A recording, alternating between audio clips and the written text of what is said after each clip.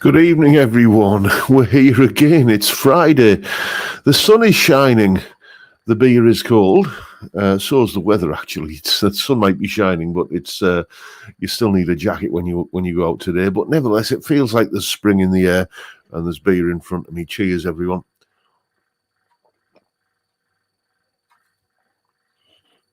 Oh, dear me.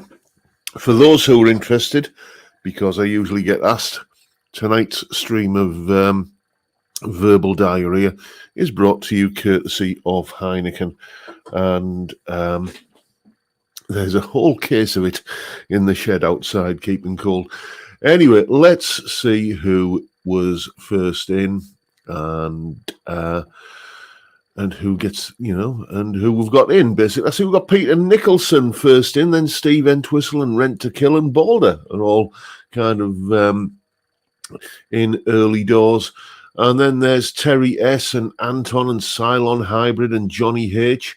We've got Grandpa Joe wishing us all a happy weekend. Thank you, mate. Johnny Random's there. So's Steve Hale in Carlisle. And Mike Hurley over there in the Balkans. We got Peter Collins, Dr. Gomez 1, Mark Kerno, and who else? We've got Gordo Canuck in northern Thailand. Hope your spring is turning into summer as scheduled. Been too tired for the last several weeks to stay up late enough. The thing about the weather in the UK, mate, is there's the old saying, if you don't like the weather, just wait half an hour. It'll be completely different. And that's kind of the story of the last few days here, really. And who else we got? We've got Craig Stamen. How are you, mate? And there's Amadeus. Terry Day is in, so is Chip Young.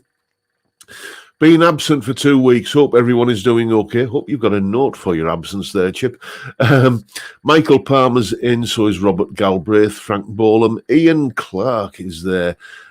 Wayne Smith is in. Sometimes Dim Never Thin is in. That's interesting. Missed last week as I was at Centre Parks, and I think the channel is blocked on their Wi-Fi. The Guitarista's video was up to begin with, but also disappeared until I got home. What have I ever done to upset Centre Parks? Comments were also blocked on all the YouTube channels. Dear me, makes me feel like I'm some kind of dangerous subversive. Then we've got Wayne Smith.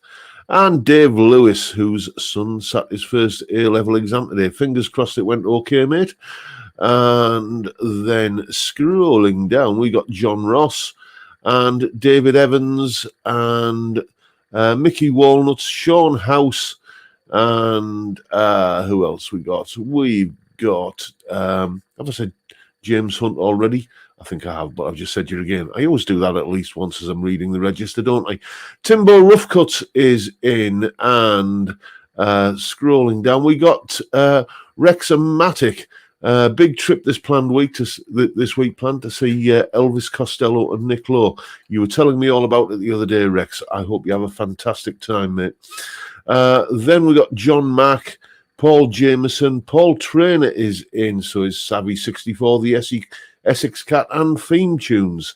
There's 60s Man, Gear View Mirror, and Malcolm Spillett, who's got family turning up, so he may have to skedaddle early.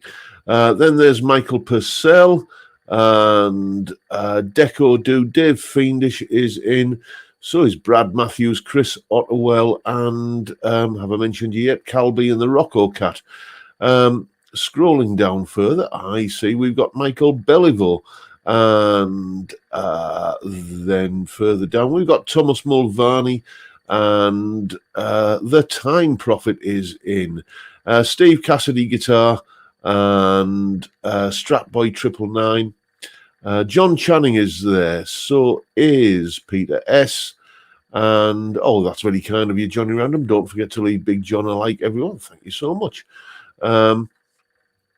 And then who else have we got? Colin Falcon is in, and who else we got? We got Watches and Guitars, and I think that's pretty much everybody. Apologies. Russell Gibson, Guitar Man, is in. Late arrivals, Adam San is there. So is Steve. Is it Sprossen or Sprossen? Phil B is there. Just when I thought I'd covered everybody. Jay Aoyong is in. So is Nathan Paul Coleman, Ben Allmark, Johnny Love, and let's see who else we've got. Any other latecomers? We've got James Falconer, Gary Shaw. How are you, mate? Matthew Stirl, and Pablo Hank is in. How are you? And let's have a look. We've got Randy Upchurch and guitar in. Is that guitar in injury, or you know who you are? Sorry if I've just butchered your kind of username there, mate. On road again. On road again is asking what's for tea tonight. Homemade curry, mate. I did a big batch cook of it a few weeks ago, and every Friday just get a brick of it out of the freezer and on the morning, and then all I've got to do is throw some rice in the microwave and warm up the naan breads and the curry. And so we've got David C and John Fletcher in. So I think that's pretty much everybody accounted for. Let me just take another swig of lubrication after that. After doing the register, it is Friday after all.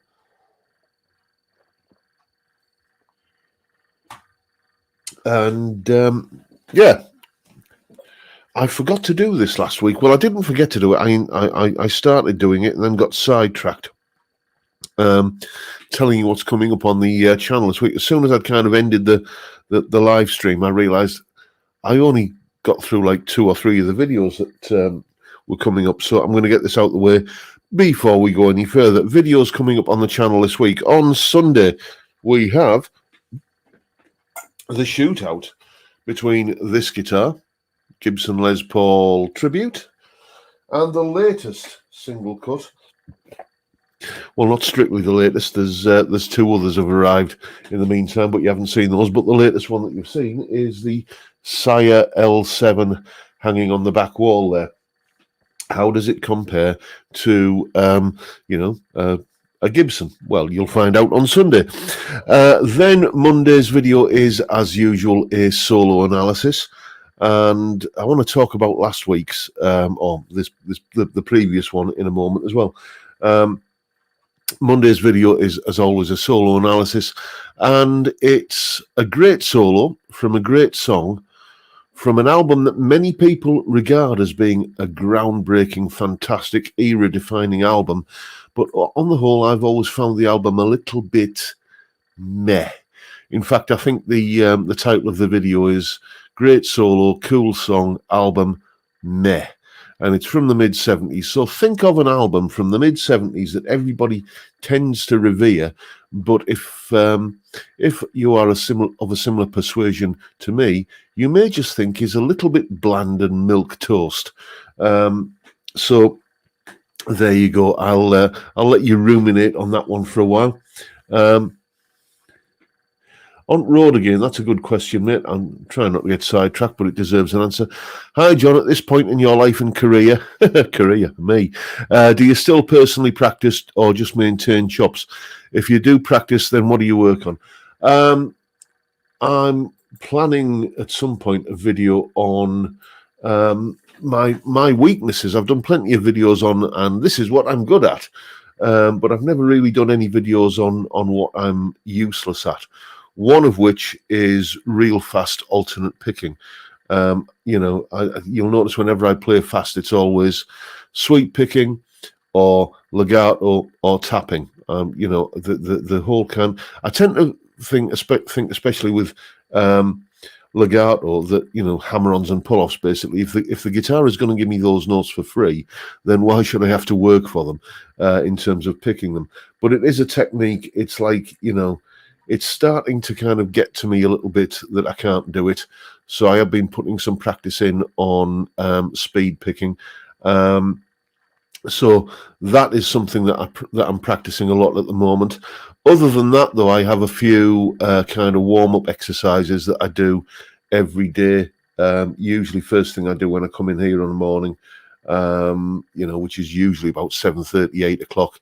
Sit down with a guitar and a big bucket of coffee and go through my warm-up exercises, which maybe I should do a video on those, but it's basically just pick an area of the neck and play in all 12 keys on that area of the neck. I actually have a backing track that moves through all the different keys. So that's a sort of a warm-up exercise, and then usually I'm into kind of lesson stuff and video stuff and that kind of thing. So that's kind of where I go from. So any guesses on this 70s album? No, not Pink Floyd, Dave Fiendish. I will give you a clue if I need to. People say, "Oh, Ian Clark." I think you may have hit that there. And several other people. You know me too well. Yes, the album is the much revered 70s album that many regard as a classic. Is that I'm a bit sort of, I don't dislike it, but I find it hard to love it as well. Is Rumours by Fleetwood Mac. You get, Don't Stop Thinking About Tomorrow, Dreams, possibly, Go Your Own Way, The Chain, and I'm starting to kind of run out of reasons to like that album after those 4 tunes, really. But yeah, Don't Stop Thinking About Tomorrow, the solo from that is just classic melodic blues rock, I think, and that's why I decided to do a video on it. And so that's Monday's video. Anyway, I said I wasn't going to get sidetracked. Tuesday, we're continuing the top 5 Tuesday thing. We're also continuing this kind of top 5 guitar moments from a particular decade. I can't remember which ones we've done at the moment. I know we've certainly done 70s, and I think we did 60s. Well, we're going back in time again to the 50s. My top 5 guitar moments of the 50s. It was, for me, it was the era when the electric guitar in popular music certainly came of age. It was the first era when you had guitar solos in popular songs. You'd had guitar solos in, kind of jazz. Going back as far as Charlie Christian, but guitar solos in songs that were kind of making the charts, basically, or the top 40 or the top 10 as it was probably then, the hit parade. And some iconic guitar moments from the 50s. And on Friday, when I say Friday, it's Friday. There on Tuesday, you're going to find out what my favourite guitar moments are. Then on Wednesday, I've had a question about how I figure stuff out. Figuring out solos, figuring out songs, figuring out the chord sequences and stuff like that. So it's basically a little bit of a video on ear training and learning how to recognize what you hear. It sort of follows on from a video I did a while ago about intervals, kind of learning to recognize distances between notes and that kind of thing. So that's Wednesday's video. Then I got a huge telling off when I first got this little Peterson strobe tuner, which I would not be without now, by the way.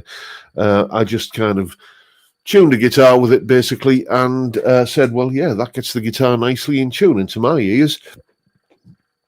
More in tune, and seems to stay in tune for longer, because we've all had that thing, haven't we, where you tune a guitar with your tuner, and then 5 minutes later you're thinking, I've just tuned this, but it doesn't seem to be in tuning. Well, it sounds a little bit sour.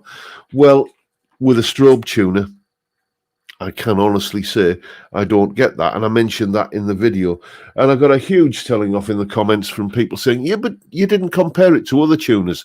So what we're doing on Thursday is we are comparing a strobe tuner to, I think, 3 of the free tuner apps that you can get for your either Android or iPhone, basically for your smartphone. The free tuner apps that you get from that. There's the Guitar Tuner one, which a lot of people use, and there's a couple of others, and we're shooting them out against the strobe tuner to see if you can get basically, if it's necessary to spend 60 quid on a strobe tuner when there's a free app that will do it for you. And the results are mixed, let's say that. So those are the videos that are coming up this week. Let's just have a quick little look in the chat, see what's been going on. Time Prophet is saying, apparently the BBC are cutting the jokes from Auf Wiedersehen Pet, so now the episodes are only 10 minutes, lol. Yeah, one of my favourite TV shows, Auf Wiedersehen Pet. I shall be watching an episode or two of that later, when I'm a bit deeper into the beer.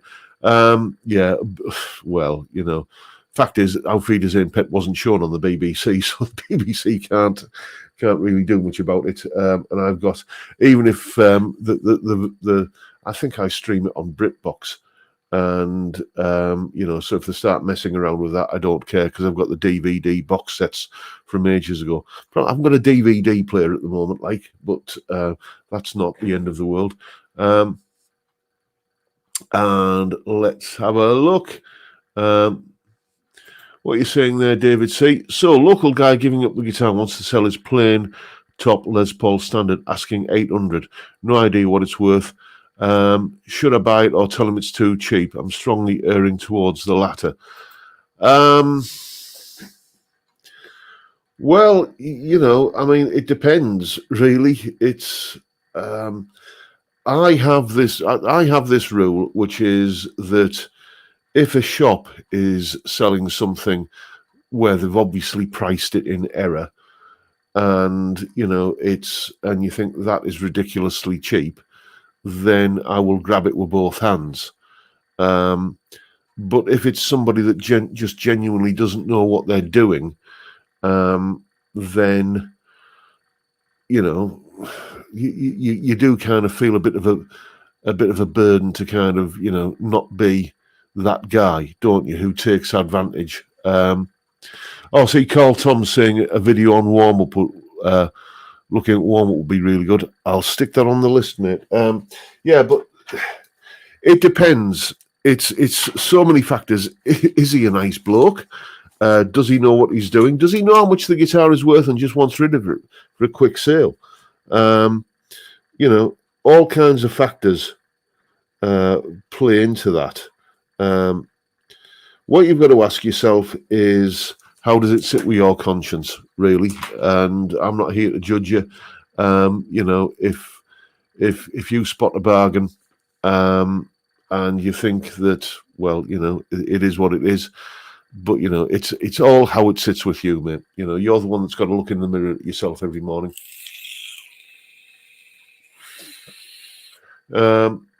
So let's have a look and see what else we've got.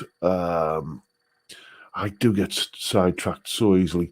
Michael Broadhead is saying, "Hi, John. When I try to construct an original solo, I find myself nicking licks from other guitarists unashamedly. Is this such a sin?" Of course it isn't, mate. Of course it isn't. It's because where do you think those guitar players got those licks from? We all learn by imitation, and the idea is that you sort of. I did a video on this ages ago. I might have to do another one. Excuse me, I'm fighting with the Heineken. It's still on that little kind of cardboard kind of hold together thing that seems to replace the plastic rings. Anyway, the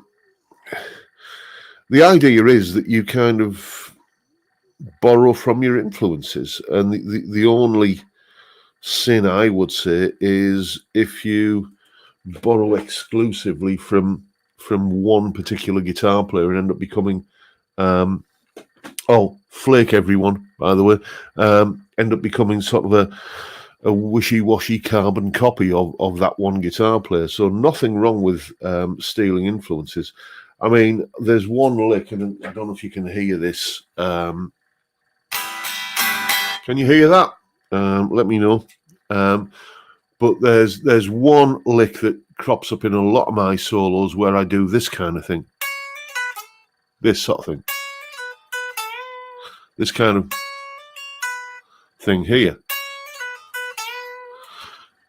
And that is a direct lift from Slash.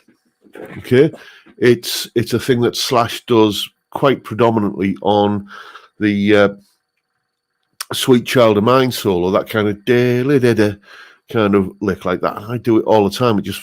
But it's probably the only thing that I've really borrowed from his kind of vocabulary, and I'll put it in a solo where I'm also kind of throwing in a few Knopflerisms and David Gilmoureisms, and of course Gary Moore and Eric Claptonisms.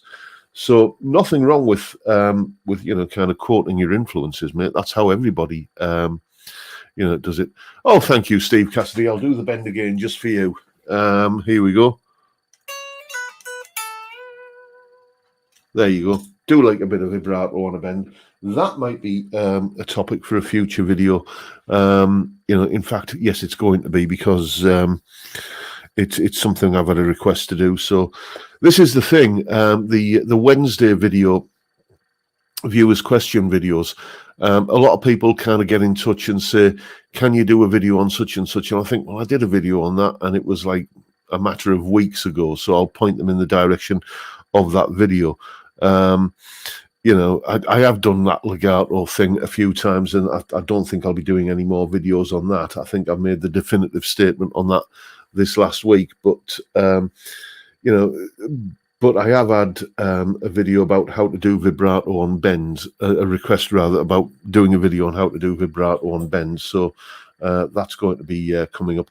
I am about 6 weeks ahead with my YouTube videos at the moment. I've got them all stacked up and ready to go live, because this is the thing, I can knock out a couple of videos in a day, usually, because I work long hours. And, so if I'm putting out one video a day, then inevitably I get quite a way in front, which is why some of my videos, kind of seem to be talking about things like, when there's a guitar player who we lose, unfortunately, who passes away, then sometimes my video response to that will be, several weeks down the line, because it's, I'm that far in front. I'll make the video at the time, and then it's several weeks later when it actually goes live. Anyway, let's have a look, see what else we got.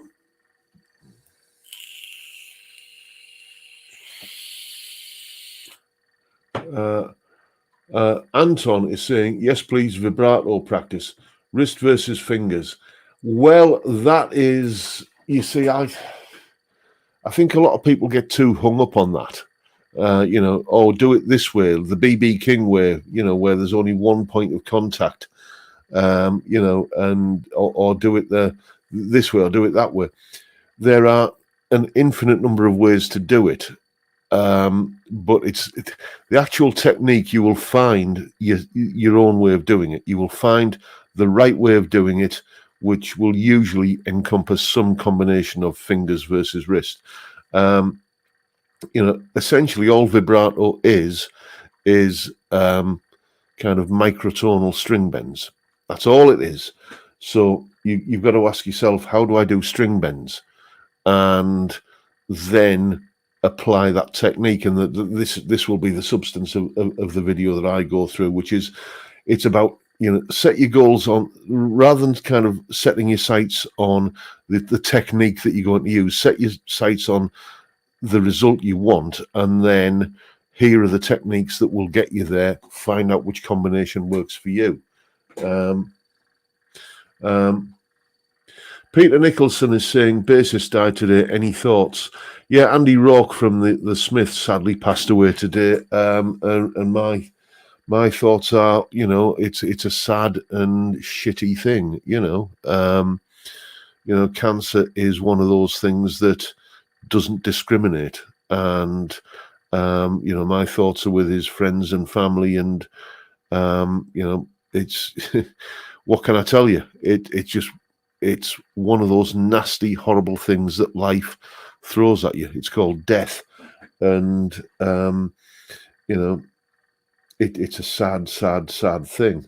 And there's, you can sit here until you are blue in the face, until the cows come home and try and put a positive spin on it, but there ain't one. So, just kind of offer up your condolences to his nearest and dearest, and that's pretty much all there is that can be done.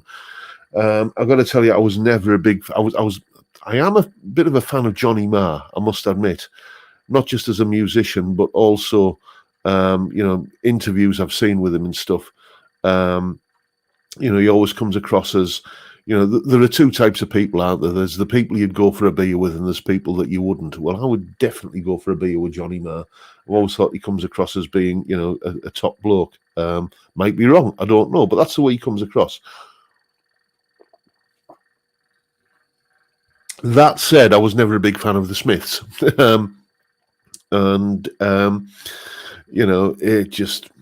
It just wasn't my cup of tea. I mean, in the Smiths' heyday, which was, the 80s, sort of 84 onwards, I guess, wasn't it? I was basically disappearing down a blues rabbit hole, and you had this bloke who patently could not sing.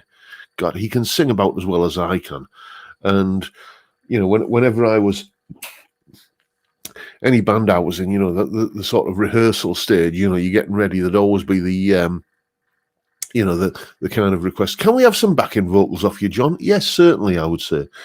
And I'd have a go and croak my way through a few kind of backing vocals.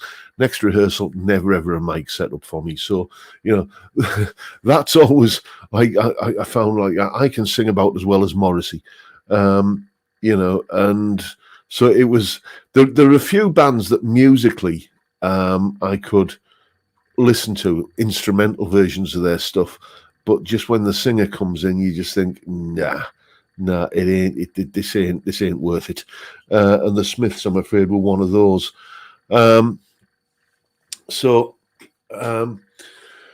Murray Music is saying, never like the Smiths. Living in Bed-Sitland was not something I want to be reminded of. Yeah, I mean, I've been there, that sort of that miserable existence, which seemed happy at the time. And you look back on it with rose-tinted spectacles, I do. But would I want to go back there? When you're down to your last pound and you've got to decide whether you want to buy, 10 Regal king size cigarettes, because I smoked in those days, or a tin of beans to have some food, and it's like that when you're 19 years old, that is genuinely a tough decision. Do I want to go back to those days? No, do I? Hell.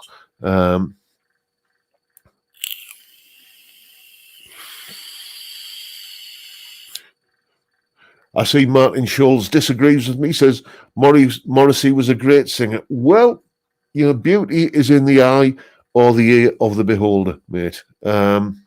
So I didn't know Morrissey was diagnosed with cancer as well. Again, my sympathy goes out to him. The fact that I didn't care for his brand of singing seems rather trivial in light of news like that, doesn't it? So, it's that is one thing I think, which is, and I think we're inculcated into this. Certainly I was when I was, a youth, a young adolescent, which is obviously a very long time ago. But, music when I was at school was, there were two things that would kind of instigate tribalism in the playground. One was football, or soccer as the Americans would call it. Which team do you support? Well, that wasn't an issue at our school because everybody supported the borough, Middlesbrough, apart from me, which, like, frankly, if they were playing out there, I'd shut the curtains. That goes for any football team. I was born without that gene, I often say. And the other thing that would, kind of instigate tribalism was music. There was the whole kind of mods and rockers thing. Guess which camp I was in, by the way. And it, that kind of thing can cast a long shadow. And it's only when you get into sort of, I think, early middle age that you start to realize how trivial it is, and you realize that, if somebody has had, some genuine kind of awful news like that, then you're a human being, and you have to react to it like a human being, not react to it like a member of the opposing tribe, which sadly some people still kind of they do carry that forward with them.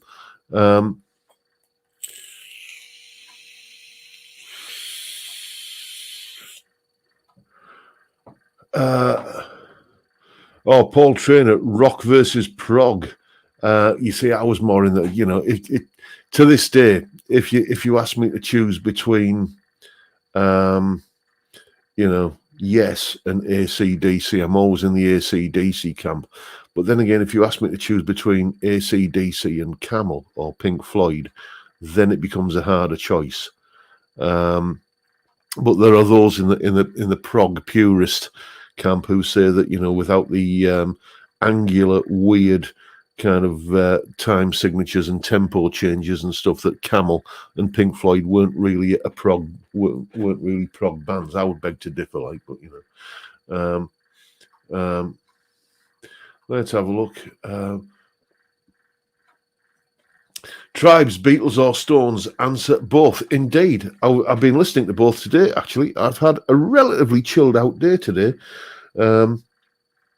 Got all me kind of work caught up with, funnily enough, by about 10 a.m. this morning, and just went downstairs, sat with the dog while he kind of gnawed away on a particular part of a bull's anatomy that he's quite fond of. You can buy them in the pet shop, and you give him one of those, and he's it's like giving me beer. He's happy. So I just kind of finished off one book and started another book, just reading trashy detective novels. That's the kind of thing I don't read for enlightenment or education. I read for escapism and entertainment. So finished, you just kind of read a little bit of that kind of stuff, and had I started off listening to Rubber Soul and Revolver, and then went into Exile on Main Street by the Stones. So you can like both.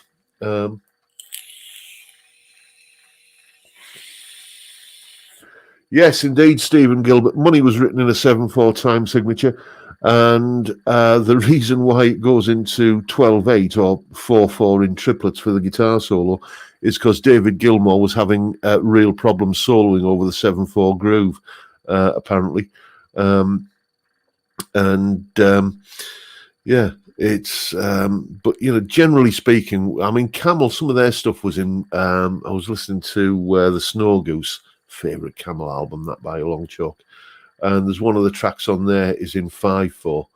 But by and large, those two bands didn't have the kind of the angular kind of spiky quality to the rhythm section that a lot of the true prog bands did. I think a lot of those bands were kind of doing it for the sake of proving that they could.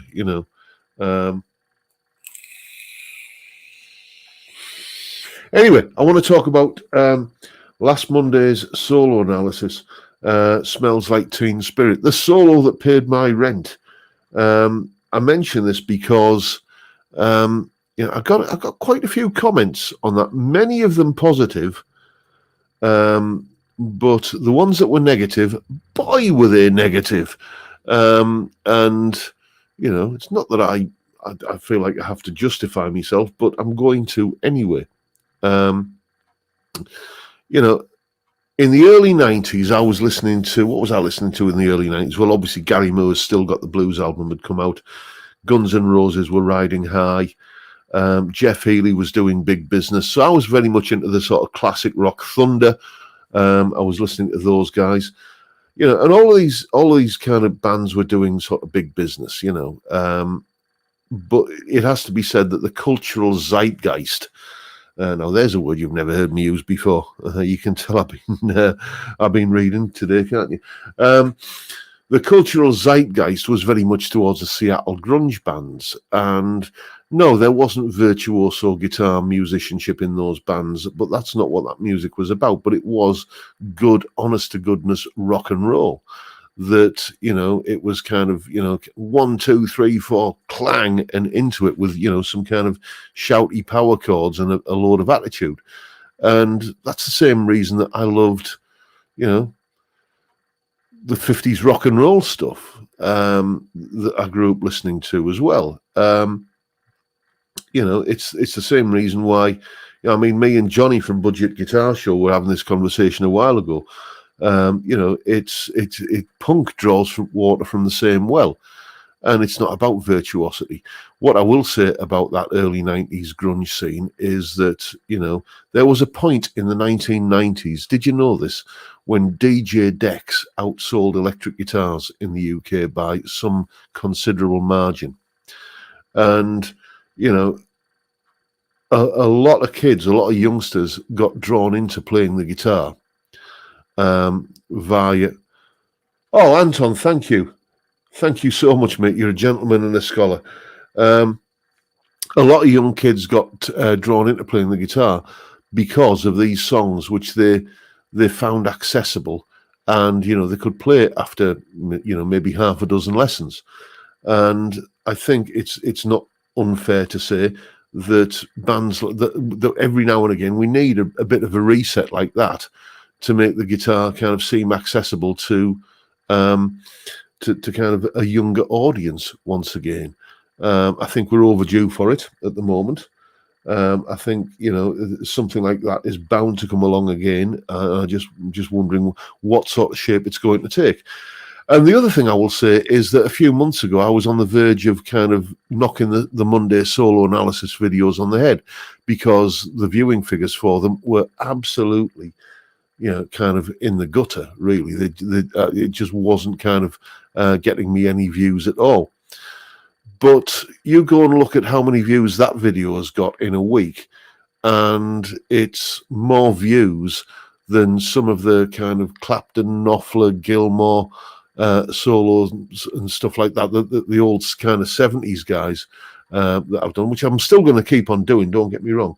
All I'm saying is that Nirvana solo video got me a damn sight more views than many of the classic rock, blues solos that I've looked at in the past. So, I think that the numbers kind of show that I was justified in doing that. So I did kind of hesitate before doing it, I will admit, but it seems to have worked. And Craig Stamen, never a truer word said, mate. Thank you for your support, really. Let's have a look. Time Prophet saying, I bet you have to do tons of Ed Sheeran lessons now. There's only one Ed Sheeran song that I teach, and that's Thinking Out Loud, because if you take the B minor chord out of it, which you can sort of finesse that away and just play the relative major, a D major, you can kind of get away with it, and it's an ideal song for beginners. And D, G, A, and E minor. A beginner can get the heads around that set of chords in relatively few lessons, and then they can play something that is, I don't know. I'm not plugged into what is and isn't cool. Can you tell? But my perception of Ed Sheeran is that he's cool with the young'uns.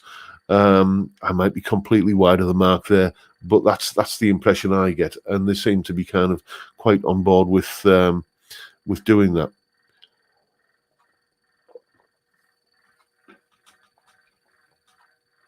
Let's see what Ball has been saying. I'm seeing a few kind of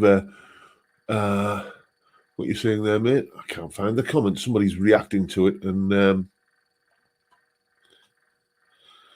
I'm going to have to scroll up too much, and you're going to just see endless minutes of me scrolling up and down and squinting at the screen.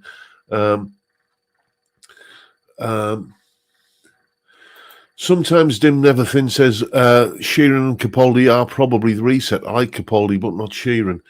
Yeah, I'm not the world's biggest Ed Sheeran fan, if I'm honest with you. And Lewis Capaldi, can't really say I've ever knowingly heard any of his stuff. I know he is, a Scottish singer-songwriter who, is, quite big news at the moment. That's about as much as I know.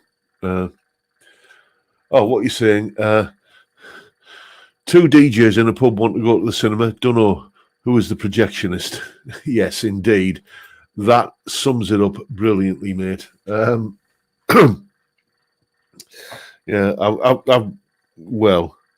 I heard a joke the other day that I'm not sure if I should tell it, really. It's a little bit borderline. So I don't think I've had enough beer to. It's a little bit borderline as to what I can get away with on YouTube. So I'm gonna keep my powder dry, but it's a good one. And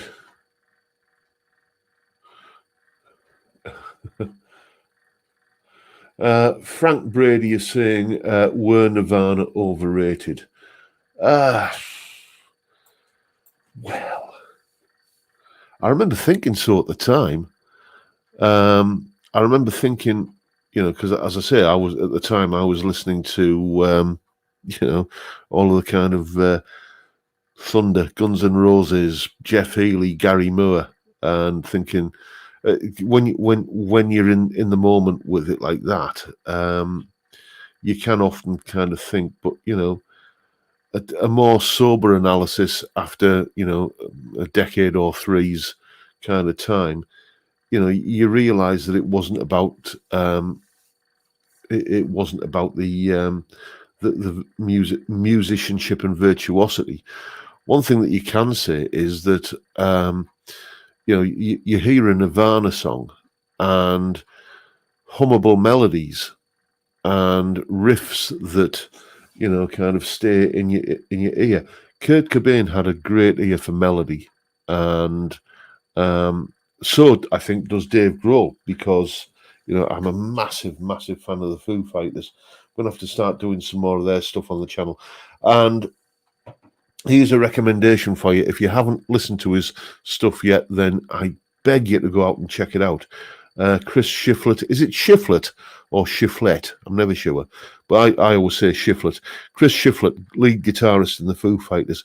Go and check out his solo stuff. It's incredible. His most recent album, I think it's called Hard Lessons, is just, it's fantastic. Imagine the Foo Fighters crossed with the Eagles. It's got that sort of country kind of thing going on, but it's kind of loud, ballsy, crunchy guitars like the Foo Fighters. And what a voice he's got as well.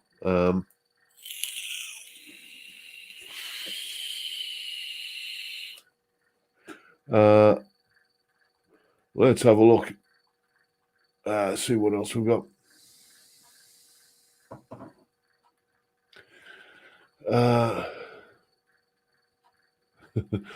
Balder, what you're saying there? 250,000 people on Brighton Beach bopping to Norman Crapboy Slim, and he could pull. And all he could pull was Ant Woman Zoe. Oh, that's cruel, mate. That's cruel.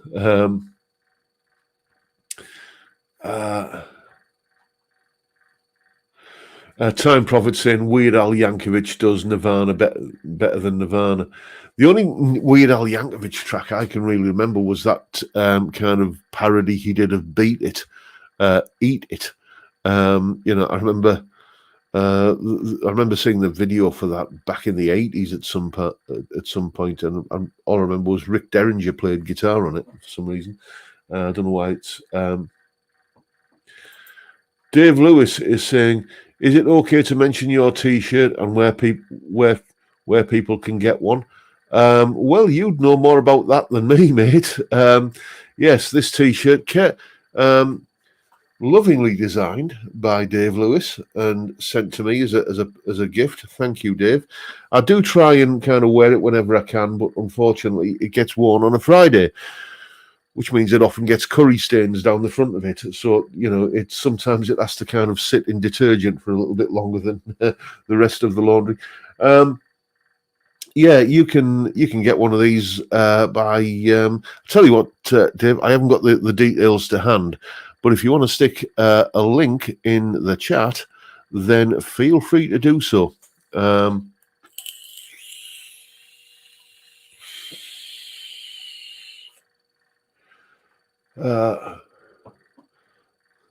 Like we're talking about Weird Al Yankovic now, are we? Yes. Let's have a look.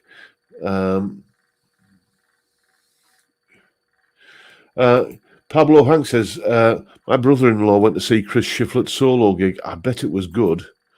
I saw him on That Pedal Show talking about, well, they did everything they could not to call it a rig rundown because, even now having said that, I probably owe Premier Guitar some royalties. But it was a similar kind of thing, just looking at the gear that he was using on his current tour.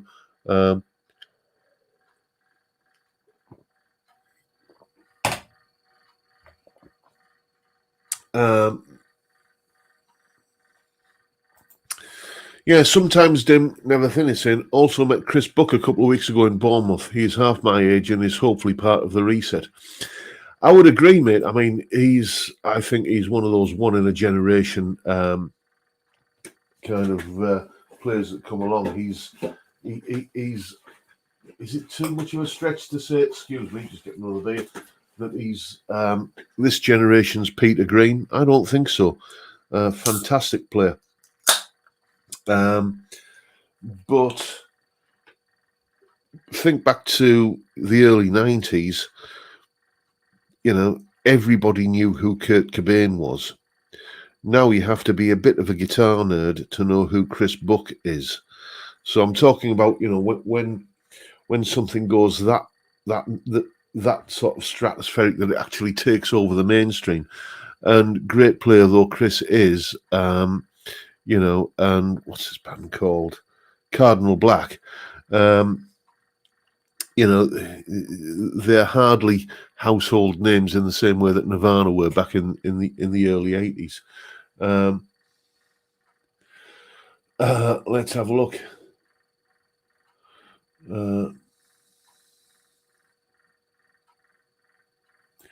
I did not see that, mate. I did not see that. That will be something. See, Pablo Hank saying, did you see Johnny Marr performing Purple Rain with Hans Zimmer Orchestra and Guthrie Govan the day after Prince died? No, I didn't, but I shall be, over the weekend, I shall be kind of scouring YouTube for that. Oh, yes, we haven't done it yet.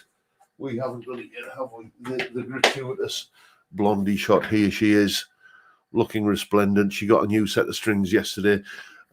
Still a little bit under the weather. Still got this intermittent problem that I thought I'd fixed with the wiring and stuff. So I'm going to have a little bit of a dive into the innards back here of Blondie to do some investigative stuff. I mean, it's nearly 3 years now. Can you believe since Dan made me this guitar? There is a sibling on its way as well. Basically. Oh, thank you, Mark. You are a gentleman and a scholar. Thank you so much. I'll remember you in my will.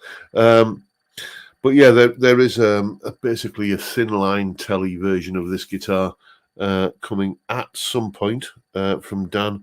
You build is progressing, and you shall be the first to know when it arrives. But yes.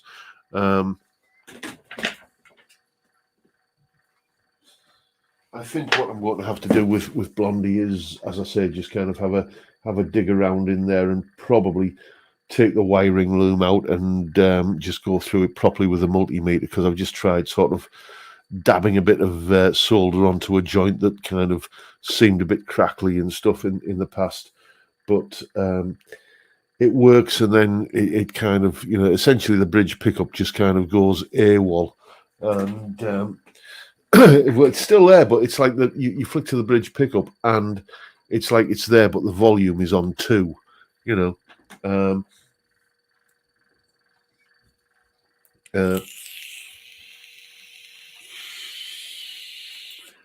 David Evans is saying, I don't mind admitting I like trance music and written quite a lot myself. Self-taught on the guitar and keyboard, I think it's important to have broad taste in music to inspire. I can find nothing to disagree with there. The trance stuff, yeah. Back in the late 90s, I was teaching guitar in schools, and I was working with some of the GCSE students, basically, trying to help them kind of write music. And I'm doing it in a guitar kind of context at the time, but they were all kind of well versed in these keyboards that they had in school. So I was kind of showing them that this is how you put a chord sequence together, and this is how, and part of that was, I subjected myself to some of this kind of music to kind of think, well, what's going on in this genre that I can then explain to these kids. Can't say it was something that left a lasting impression on me, but I got to agree with you. The more you listen to, the broader your spectrum of influences will be, and they will inevitably come out. If you listen to something for long enough, then those little kind of melodies and stuff are in your head, and when you kind of in the heat of the moment improvising, then that's when that kind of stuff will kind of find its way out in your playing. It's much as I love blues and blues rock, the other evening I just decided, you know what, just dial up Spotify on the smart TV, and I put like this playlist on that's all kind of classical piano stuff. So it was kind of Debussy and Beethoven and Bach and all that kind of stuff, Mozart, and just kind of just sat there and absorbed it, and it was really just a really lovely experience. I do, almost feel like it's kind of robbing me of, some kind of whatever street cred I have to say that, I listen to, classical music a lot, but I do. It's sometimes I'll put it on just as a sort of background music when I'm reading or something, but often I'll just kind of sit there and just listen. And that's something that people don't tend to do these days, I find. Well, we probably do. Gentlemen of a certain age probably do, but it's not something that many young people do. Possibly is just to put music on and listen and concentrate and hear it and try and hear as much detail as you possibly can. It is something I enjoy doing with different genres of music, because I find it rewarding. But there you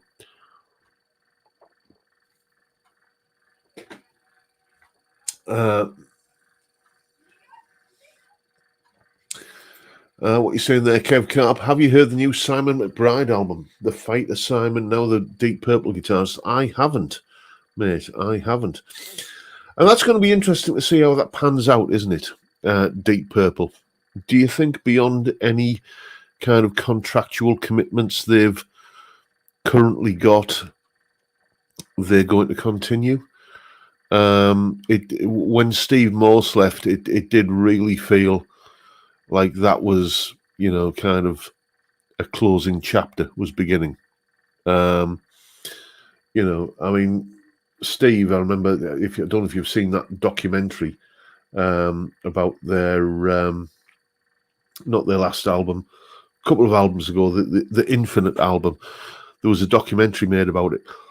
where in that documentary, Steve Morse says he wasn't the first guitarist in Deep Purple, but he hopes to be the last guitarist in Deep Purple. And of course, sadly, his personal life took a turn that meant that wasn't to be the case. But I'm not sure that the will to kind of get together and record a new album will be there with them, because let's face it, they're all kind of gentlemen of a certain vintage, aren't they? So we shall see how that pans out. I genuinely hope that they do still have the fire in their bellies, because, despite their ages, they're all kind of in relatively good health, and it's like you can't imagine musicians like that suddenly retiring and thinking, right, okay, what am I going to go and do now? I'll go and grow some broad beans in the back garden and kind of water the plants and take the dog for a walk. It would be such an abrupt kind of full stop to things, isn't it? But I don't know. I just have this feeling that this will be the swan song for Deep Purple.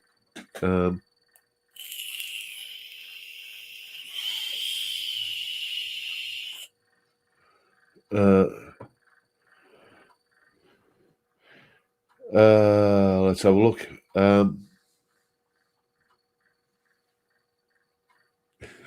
What are you saying there, Triple Distilled?